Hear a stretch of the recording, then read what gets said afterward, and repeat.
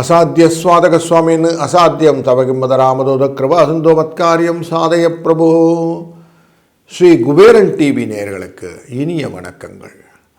இந்த காணொலியிலே ஜனவரி மாதம் 12ஆம் தேதியிலிருந்து 18ஆம் தேதி வரை உள்ள வார ராசி பலன் எப்படி இருக்கிறது என்று காண இருக்கிறோம். வாருங்கள். வணக்கம் கடகம் ராசி நண்பர்களே.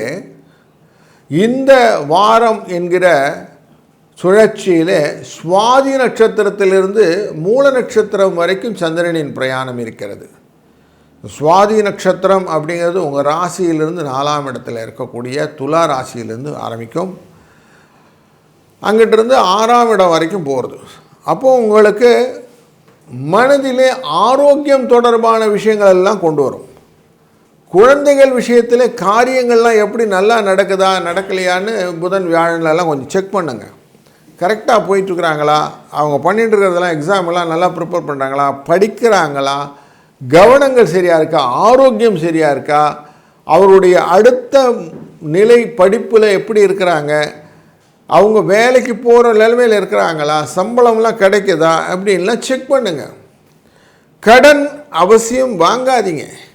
சுமைகளை குறைத்து கொள்வதை விட சுமைகளை அதிகப்படுத்தி கொள்வது அப்படிங்கிறது ஈஸி, அது வேண்டாம். முதலீடுகளை பற்றின எண்ணங்களை அதிகமாக கொண்டு வாருங்கள். இந்த காலகட்டங்களில் ஆரோக்கியமான உணவு வகைகளை பயன்படுத்துங்கள். இதெல்லாம் இந்த வாரம் நீங்கள் அவசியம் செய்யணும். அப்படி செஞ்சீங்கன்னா என்ன ஆகும்னா, உங்களுக்கு மனசில் அன்போடு இருக்கக்கூடிய எண்ணம், பாசத்தோடு இருக்கக்கூடிய எண்ணம், அதனால் உங்களுடைய வாழ்க்கையில் வரக்கூடிய காலகட்டங்களிலே நல்லதொரு ஃப்ரிக்ஷன் இல்லாத ஒரு லைஃப்பை கொண்டு வரத்துக்கான வாய்ப்புகளை இந்த வாரம் நீங்கள் ஸ்டெபிலைஸ் பண்ணிடலாம். அதுதான் இந்த வாரம் நீங்கள் செய்யணும். அதுலேயும் முக்கியமாக உங்கள் எண்ண ஓட்டங்கள் எப்படி இருக்குன்னா 10 இடத்துல இருக்குது. அதை கொஞ்சம் ஃபோக்கஸ் பண்ணுங்கள். 10 இடத்துல வேண்டாம், ஒரு இடத்துல அழகாக ஃபோக்கஸ் பண்ணி மாதிரியே ஒழுங்காக முடிச்சுட்டு அதுக்கப்புறம் மற்ற இடத்துக்கு பாருங்கள். இதுதான் நீங்கள் பண்ணுற தப்பு அப்படிங்கிறது தெரியுது. அதனால் கொஞ்சம் அதுக்கு விஷயத்தில் கொஞ்சம் கேர்ஃபுல்லாக இருந்தீங்கன்னா போதும். நான் அஷ்டாவதானம் செய்கிறதுன்னு 8 வேலையை ஒரு நிமிஷத்தில் செய்ய ட்ரை பண்ணாதீங்க. ஒரு வேலையை உருப்படியாக செஞ்சால் போதும். இதை செய்யுங்க. அதுபோல் உங்களுடைய அஷ்டமம் அப்படிங்கிற இடத்துல ராகு பகவான் உட்கார்ந்துருக்கார், குருவினால் பார்க்கப்படுகிறார். ஜேஷ்டா தேவி அப்படிங்கிற லக்ஷ்மி தேவியின் மூத்தவளை வழிபடுவது, ஜேஷ்டானாலே மூத்தவள்னு அர்த்தம், ஜேஷ்ட குமாரன் ஜேஷ்ட குமாரத்தின்லாம் சொல்லுவோம். அப்படி மூத்தவளை வழிபடுவது அப்படிங்கிறது ரொம்ப முக்கியம். ஏன்னா இங்கே வெள்ளை புகையாக இருப்பது ராகு அப்படின்றத குரு பார்க்கிறார். தனம் வேணும், பைசா வேணும் சார் அப்படிங்கிறதுக்குடைய பேசிக் ஐடியா என்னென்னா, இங்கே இந்த மாதிரி ஜேஷ்டகுமாரியை வழிபடுவது, ஜேஷ்டா தேவியை வணங்கிவிடுது. அது மட்டுமல்ல, இந்த முதல் அப்படிங்கிற இந்த தெய்வத்தை வணங்குவதற்கு உங்களுக்கு கோயிலெலாம் சரியாக அமையலை அப்படின்னாக்க அதுக்கு இன்னொரு உபாயம் இருக்குது. மாற்றுத்திறனாளிகள் அப்படின்னு சொல்லக்கூடிய நண்பர்களுக்கு உங்களால் முடிந்த உதவியை செய்வது. இப்படி செய்தாலும் சனி பகவானுக்கும் ஜேஷ்டா தேவிக்கும் நீங்கள் ஹெல்ப் பண்ண மாதிரி ஆகிடும்.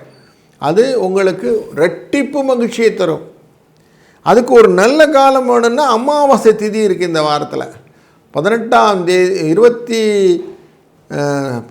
தேதி ஞாயிற்றுக்கிழமை, 18ஆம் தேதி ஞாயிற்றுக்கிழமை அன்றைக்கி தை அமாவாசை. அன்றைக்கி அவசியம் நீங்கள் 11:36 12:24 அப்படின்னு மத்தியான வேலையில் வரக்கூடிய விஷயம், அந்த நண்பகல் அப்படின்னு சொல்லக்கூடிய விஷயத்தில் தானம் செய்யுங்க. இந்த தானம் முக்கியமாக இந்த மாற்றுத்திறனாளிகளுக்கு செய்யும்போது உங்கள் வாழ்க்கையிலே பலவிதமான பலன்களை நீங்கள் கண்கூடாக காணலாம். இந்த வாரத்திலே 1, 3 என்ற அதிர்ஷ்ட எண்ணையும் பயன்படுத்திக் கொள்ளுங்கள். வாழ்க வளத்துடன். ஸ்ரீ குபேரன் டிவியை பார்த்தமைக்கு நன்றிகள். மேலும் இது போன்ற தகவல்களை தெரிந்து கொள்ள ஸ்ரீ குபேரன் டிவியை சப்ஸ்கிரைப் செய்யுங்கள். மறக்காமல் பெல் ஐக்கானை கிளிக் செய்யுங்கள்.